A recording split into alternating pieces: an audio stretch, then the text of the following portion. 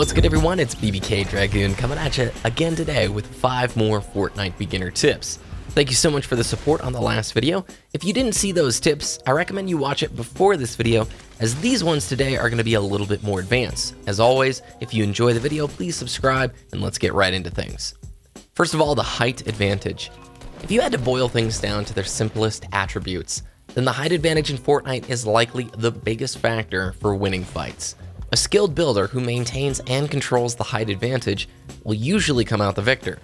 Seeing an enemy jump out of their fortifications down to the floor is a dream come true for the experienced player. The reason is, the player who is above their enemy with superior cover gets to control the entire pace of the fight and track their opponent's movements much easier.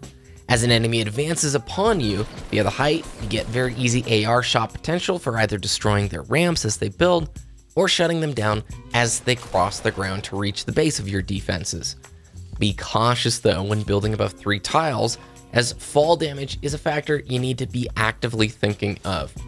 Be ready to place a platform below you if falling occurs due to your enemy destroying a supporting structure. Additionally, when you have the height advantage, you don't need to pop up in the same place over and over. In fact, you shouldn't. One of the best advantages of being above your enemy is that you get to use that floor as cover. And as simple as it sounds, it makes it really hard for that enemy to know where you're going to pop up from. Have your crosshairs pre-aimed where they need to be before you poke up over the edge of cover for those shots.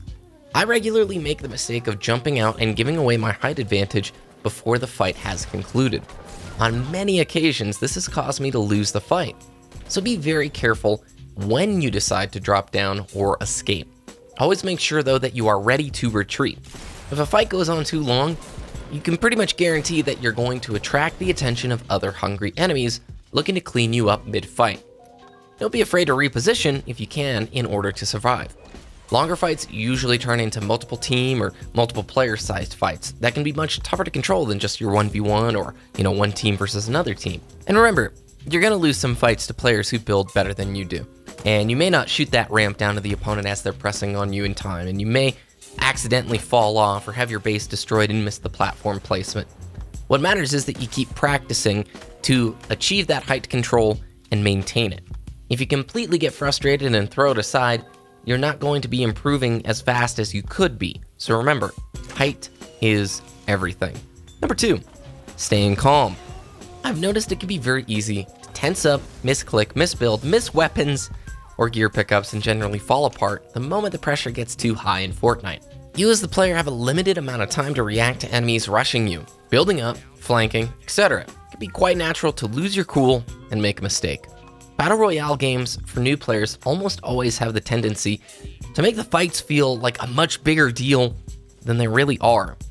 Maybe you are nearing the final few players and desperately want to win, or maybe you finally got the loot setup that you've always dreamed of and somebody's coming from the side and you're not going to be able to get that snipe shot in that you thought you would. Staying calm is the mark of an experienced player versus the beginner. Oftentimes, the good builder can psych their opponent out, keeping a fight prolonged long enough for the new player to completely fall apart. How do you remain calm? Well, a good way is just to sort of tell yourself that. During the middle of a fight, when you start to feel adrenaline or you start to feel like you're tensing up and you're not making the decisions that you should be, remind yourself that this is no different than a fight at the very beginning of the game.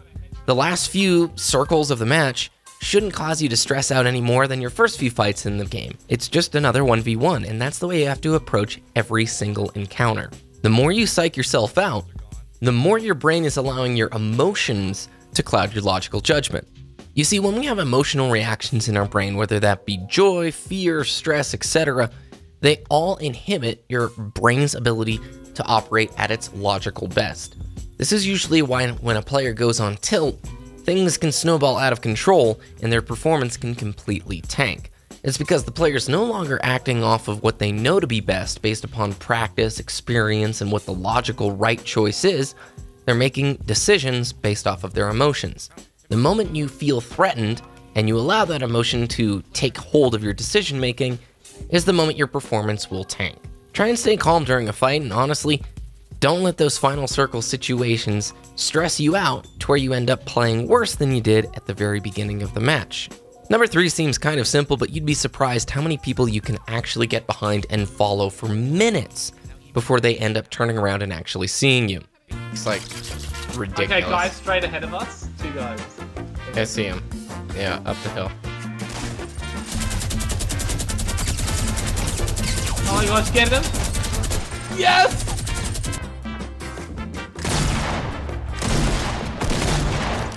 Oh! Yes! Look behind yourself regularly. As you're sprinting and repositioning, jump, turn around, and check your surroundings. This is something that you need to integrate into your movement regularly. When you find the structures of enemies who have had a previous fight, you can almost always draw a straight line between that structure and the edge of the circle, and likely be on the path of the enemies that were originally there. Number 4, keep your weapon slots consistent. Start utilizing your weapon slots in a consistent way. Put your shields, meds, shotgun, AR, sniper in similar slots on each game so you can begin building that muscle memory. Especially when you're switching between building and another weapon, you want to always select the right item at the right time. The difference of just half a second could be that of winning or losing. And if you're continually throwing your gear into different spots on every single match, it's going to be very hard for your brain to have an instinctive reaction. Let's say you get shot from the flank from somebody you didn't even know was there. You turn, you build a wall, and then you immediately go to pull your shotgun out. If you have to look at your gear bar to figure out what slot the shotgun is in, you've already wasted too much time. Keep the shotgun on the same slot that you use it in every single game. Same idea with the AR and shields, so it becomes an instinctual muscle memory that you can utilize in a heartbeat. And the final tip is you don't always need to land in the most populated areas. In the last video, I talked about the importance of hot dropping in order to learn how to fight enemies. But once you're comfortable with fighting, you don't always need to be battling it out at the retail rows in order to gain that experience. There are tons and tons of fantastic loot drops that are away from the more popular destinations on the map. I urge experimentation and finding areas of the map that you really like and enjoy. Learn how to consistently drop and get the chests in that area as efficiently as possible. One of the best things you can practice is having 3 or 4 go-to locations on the map that you land at consistently, as you will learn the terrain and the different strategical pros and cons of the routes that you'll take to get into the circle. Over time, the map will become even more familiar to you as a player, allowing you to make the best choices possible regarding gear spawns that you know about, or maybe high traffic areas where you can assume there's definitely going to be still many remaining players.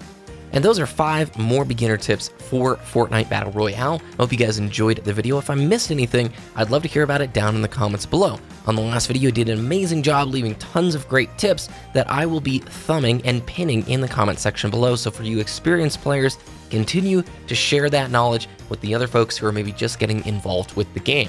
Thank you very much for watching. If you enjoyed, please thumbs the video up, and I'll be back again very soon. Thanks and have a great day. Are you me?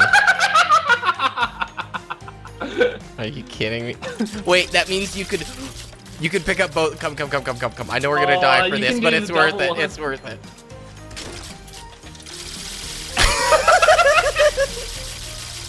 Come on, leave your AR there. No. I do the AR. I didn't. Did you hear that? It's so good.